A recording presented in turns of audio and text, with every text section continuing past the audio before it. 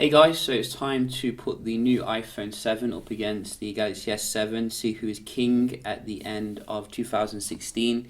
We're having the Apple A10 processor versus the Exynos A890, very high end, and we're going to see which gives you the better performance.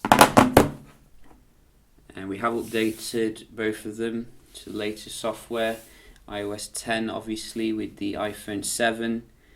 Versus Android Marshmallow 6.0.1 with TouchWiz. And you can see iPhone 7 does boot on faster here, only just. So that is a quite nice start here for the new phone.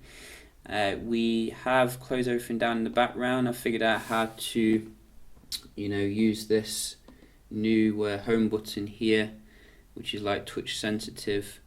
So I'm going to just open up some apps, see how it is day to day. Then we're going to move on to more heavy stuff. So let's see. So far it looks like the S7 is a little bit ahead here maybe. That was quite similar. Let's have a look. We got Tinder, S7 again. So let's see. What do we have? We have this. Go. So the S7 is doing quite well here, much better than I actually anticipated. I think that was the iPhone for the camera. And let's try some of the inbuilt kind of apps that you do get, such as S Health versus Health. Whoops. Let's try that again. Let's try that again. So about the same there, not a huge difference.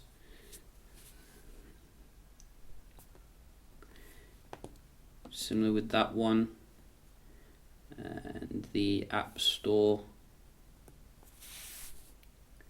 that was the iPhone, but I think the S7 did actually do very well there, particularly on the first couple of apps. So have a look at some of the games which are a bit heavier.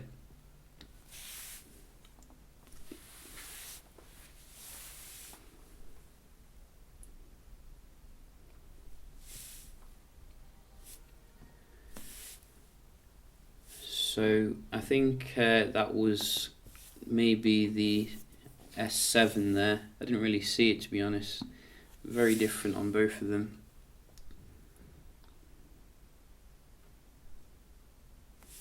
That was definitely the S7. Wow, the S7 is leaving it standing. Asphalt. Yeah, it got response. This one usually is quite quick on iOS, and as you can see, straight in there. So we'll give that to the iPhone. One more, GTA.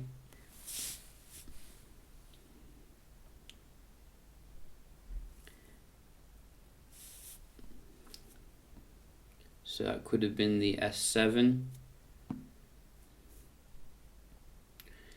And let's just start them up.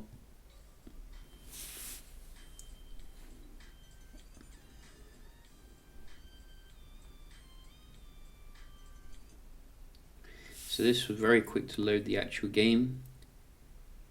So kind of probably a bit mixed there for the games, if you ask me. But I think the S7 overall did very well, given that the age of the phone.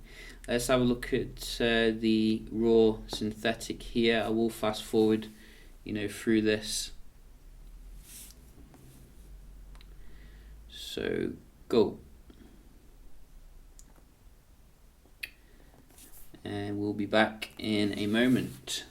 So we are back, and you can see the scores really speak for themselves here. I mean, look at that on the iPhone. nearly twice as much for the single core, a little bit more for the multi-core, so very beastly indeed. And maybe, you know, because it's like iOS 10 is quite new, they're still going to be optimizing it to get the most performance.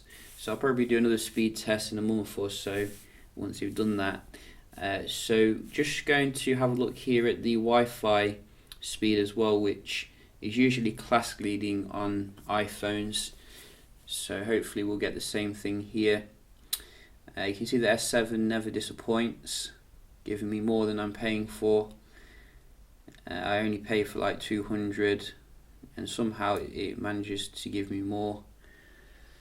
So very nice score here. Go on Apple, you can do it. I've got faith in you. Give the S7 a run for its money. Oh no. Wow, so that's a bit low if you ask me. I mean, given the iPhone standard. I will be doing some more speed tests obviously, so we will, you know, check this out again. Could have been just like a one-off or something. In fact, we're just going to do it again here because that does seem to be, you know, a bit lower than usual. I just want to make sure. No, you can see 150, because usually you get like 200 with the iPhone 6s at least. So definitely going to look into that. You know, I don't a bit disappointed with that score, because you know we do like the fastest Wi-Fi here. When it comes to you paying more, you know, you want to get more. So very well done there, S7. You know, it's really holding its own against Apple's latest phone. We're going to just open up a few websites here, see how they do the real world page rendering. WWE. So let's go. So a little bit faster here to do the search. Whoops. So that was annoying. The screen kind of clicked it as I was searching through this. So I'm not going to click on the WWE website. I'm going to go to the Wikipedia page so it's fair. So let's go. So again, this came up a little bit faster if you ask me. We're going to do another one. So we're going to do BBC News again. So you can see this is coming back now, the iPhone with Safari. Oh, a little bit faster this time though with the S7. But I think the pictures loaded a little bit faster on the iPhone. One more just to, you know, do the decider here. So we're going to GameSpot.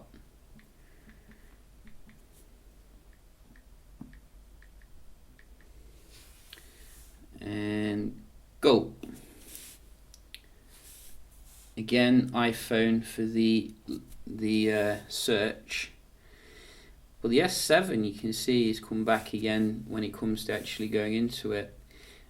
So it was clear cut at first, but now, you know, I think you can see the S7's woken up.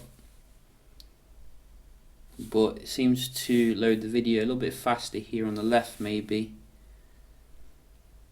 and stuff. There you can see. I like the way it kind of goes big as well, which is quite useful. So, you know, I'd say quite tentative there really, not a clear victory that I was expecting. We're going to round off with a multitasking test, see how the new iPhone 7 handles the stuff in the background. So with the iPhone 7, you are only getting 2 gigs of RAM here, compared to I think 3 gigs in the iPhone 7 Plus. So you can see a little bit of reloading here with these background apps.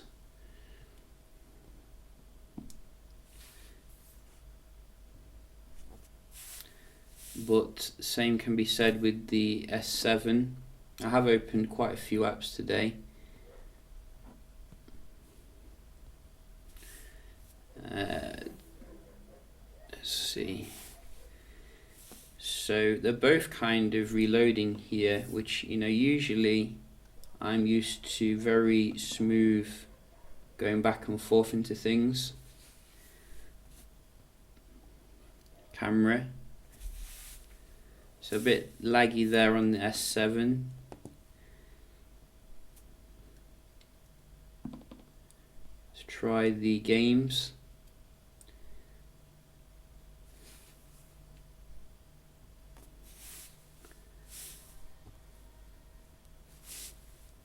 So it's kept it in memory on both of them. That's good. And let's try Asphalt. Again, kept it in memory in both of them.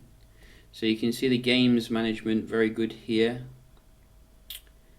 You're not going to lose your progress, and that is what we like to see.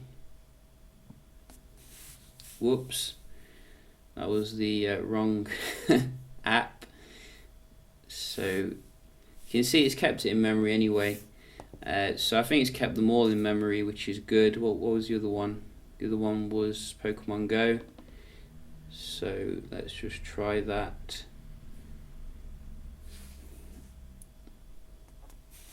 Yeah. So they're both kind of a little bit reloady with the main apps. So not going to really choose between them there, but you can see I think the S7's held its own very well given the age of the phone, and I was expecting a little bit better performance when it came to the Wi-Fi on the new iPhone 7. I will be doing some other speed tests obviously, and obviously a camera test I think tomorrow to see what the new camera can do. But so far, you know, if you've got an S7, I think it's still a very good phone here. Maybe not a massive reason to rush out and upgrade to the iPhone 7.